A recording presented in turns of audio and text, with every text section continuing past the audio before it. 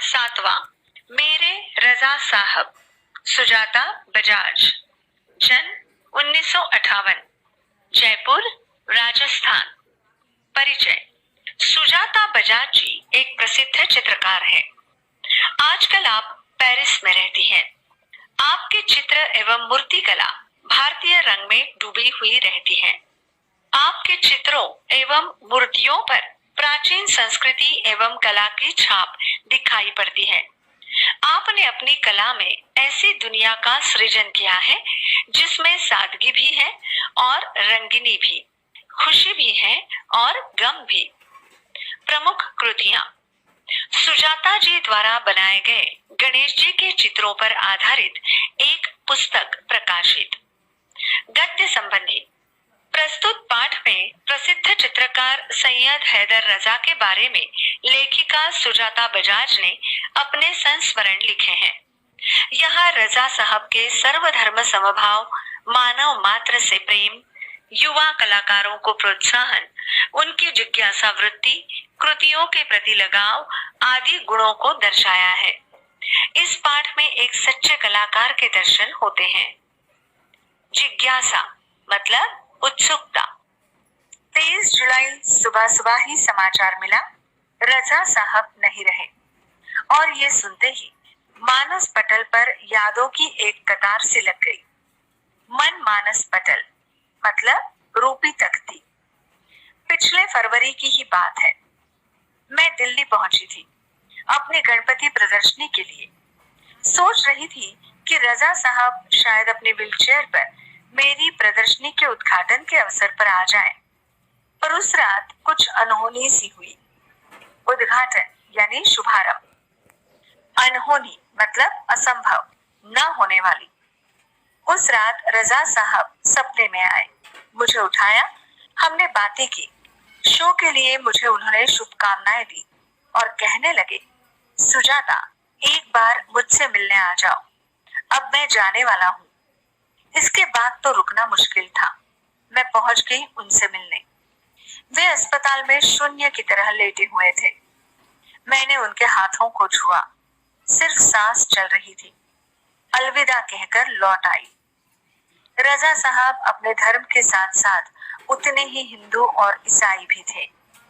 उनके स्टूडियो में गणपति की मूर्ति, क्रॉस, बाइबल, गीता, कुरान, उनकी मां की एक फोटो, गांधी जी की आत्मकथा, वो भारत से लाई हुई मोगरे की कुछ सूखी मालाएं, सब एक साथ रखा रहता था। आत्मकथा मतलब अपनी जीवन की कथा। वो गणेश को भी पूछते थे और हर रविवार को सुबह चर्च भी जाते थे। एक दिन जहांगीर आर्ट गैलरी में प्रदर्शनी देखते हुए किसी ने कहा, अरे ये तो एसएच रजा है। मैं एकदम सावधान हो गई क्योंकि मेरी सूची में उनका भी नाम था। मैंने उनके पास जाकर कहा, रजा साहब आपसे बात करनी है। वे देखते ही रह गए। उन्होंने मुझे इंटरव्यू दिया। बहुत सारी बातें हुई।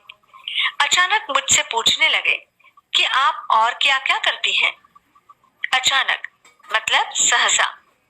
मैंने कहा, मैं कलाकार हूँ, पेंट करती हूँ। वे तुरंत खड़े हो गए और कहने लगे, चलो तुम्हारा काम देखते हैं।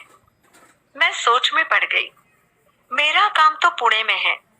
उन्हें बताया तो वे बोले, चलो पुणे। ताज होटल के सामने से हमने टैक्सी ली और सीधे पुणे पहुंचे। उन्होंने मेरा काम देखा और फिर कहा, आपको पेरिस आना है, आपका भविष्य बहुत उज्जवल है। छोटी से छोटी बात भी उनके लिए महत्वपूर्ण हुआ करती थी। बड़ी तन्मयता और लगन के साथ करते थे सब कुछ। तन्मयता मतलब तन्मय होने की अवस्था। लगन मतलब ध्यान लगाना। पेंटिंग बिकने के बाद पैकिंग में भी उनकी रुचि हुआ करती थी। कोई इस काम में मदद करना चाहता तो मना कर देते थे। किसी को हाथ नहीं लगाने देते थे। बड़े करीने से, धैर्य के साथ वे पैकिंग करते। करीने से मतलब तरीके से, सलीके से। कहते थे, लड़की ससुराल जा रही है, उसे संभाल कर भेजना है। जब वे किसी को पत्र लिखते या कुछ और लिखते थे तो मत पूछिए, हर शब्द हर पंक्ति को नाप तौल कर लिखते थे। फूल उन्हें बहुत प्यारे लगते थे। मुझे याद है 22 अक्टूबर 1988 को मैं लंदन से पेरिस के गार्डिनो स्टेशन पर ट्रेन से पहुंची थी। रजा साहब स्टेशन पर मेरा इंतजार कर रहे थे। ट्रेन लेट थी पर वे वही डटे रहे। मुझे मेरे हॉस्टल के कमरे में छोड़कर ही वे गए। एक दिन मैं बीमार होकर अपने कमरे में पड़ी थी। रात 11 बजे रजा साहब मेरे लिए दवा, भारतीय रेस्टोरेंट से खाना पैक करवा कर पहुंच गए। मेरे घर वालों को फोन करके कहा, आप लोग चिंता न करें, मैं हूं पेरिस में सुजाता की चिंता करने के लिए। चिंता यानी फिक्र। हर बार मैं या रजा साहब पेंटिंग पूरी करते तो सबसे पहले एक दूसरे को दिखाते थे। दोनों एक दूसरे के ईमानदार समालोचक थे। समालोचक मतलब गुण, दोष आदि का प्रतिपादन करने वाला। हमने मुंबई, लंदन, पेरिस और न्यूयॉर्क में साथ साथ प्रदर्शनियां की, पर कभी कोई विवाद नहीं हुआ। विवाद यानी मतभेद, झगड़ा, ये उनके स्नेह व अपनेपन के कारण ही था। स्नेह यानी प्रेम। हिंदी उर्दू तो हमेशा से ही बहुत अच्छी रही है उनकी। अंग्रेजी फ्रेंच भी वे बहुत अच्छी लिखते थे। कविताओं से बहुत प्यार था उन्हें। शेर, गजल व पुराने हिंदी फिल्मी गाने बड़े प्यार से सुनते थे। एक डायरी रखते थे अपने पास, हर सुंदर चीज को लिख लिया करते उसमें। मेरी बेटी हेलेना बहुत खूबसूरत हिंदी बोलती थी तो उन्हें बहुत गर्व होता था। वे हमेशा उसके साथ शुद्ध हिंदी में ही बात करते। रजा साहब को अच्छा खाने का बहुत शौक था, पर दाल चावल, रोटी, आलू की सब्जी में जैसे उनकी जान अटकी रहती थी। मैं हफ्ते में एक बार भारतीय शाकाहारी खाना बनाकर भेजती थी उनके लिए, उनके फ्रांसीसी दोस्तों के लिए।